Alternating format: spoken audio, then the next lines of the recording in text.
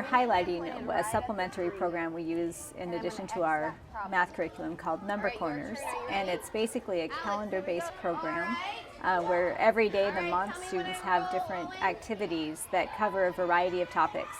What you're going to see today is a new calendar on the month of February, which the whole topic is flags, and then they, on top of that, build how much red is represented in the flag, and then they have equations that they represent, with the information that they have with the flags, and then also moves into a couple of other additional topics, which is place value and then time.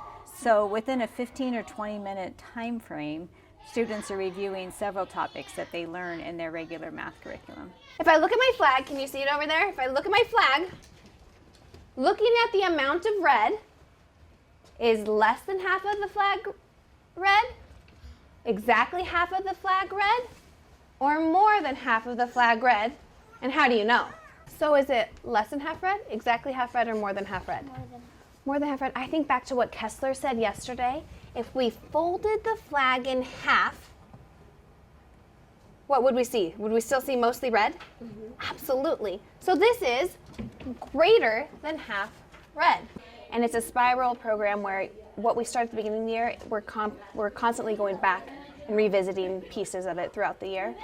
It is great for practicing facts, finding patterns, and building on those things.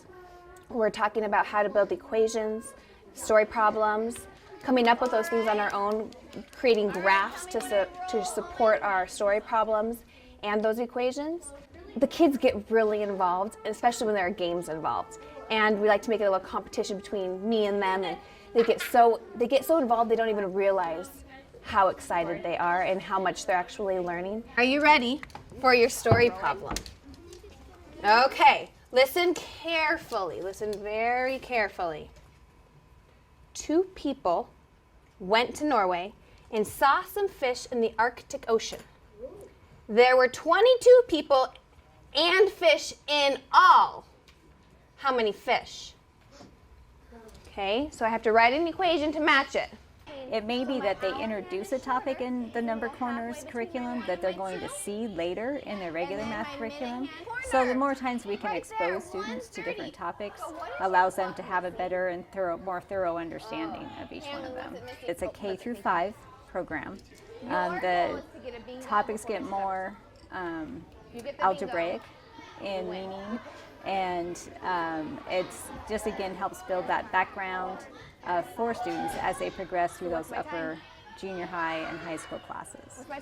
Welcome, my name is Dr. Thaemert, and I'm in my first year as a math supervisor for the Boise School District.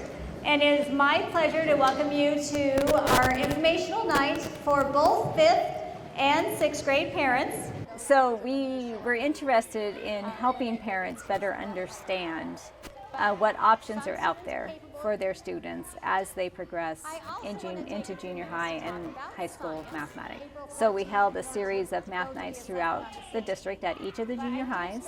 We had 8 meetings that we invited the feeder elementary schools to those junior highs, but we also opened all of them up to everyone in the school district. And we did have several parents that attended one outside of their feeder school, which was quite interesting. And I think that parents were very grateful for the information that they were able to receive.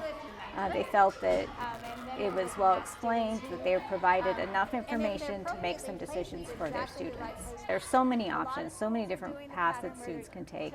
And I really wanted parents to know that our goal is to try to find the class that's the most rigorous for the student, but a class that's also not going to overwhelm them. We want to try to find that sweet spot. Where is that student going to be the most challenged, but also has the opportunity to be successful? We got thank yous from parents, and it was very touching. I got a lot of thank yous from students that attended with their parents. So most of them were just really thankful for the information and thanked me for providing the evenings for them. And everyone was very pleasant. We had great attendance, and thanks to the school district getting the word out and our elementary teachers getting the word out, the lightest attendance we had was 65, all the way up to more than 275. So all in all, we reached a little under 1,000 people in these information nights.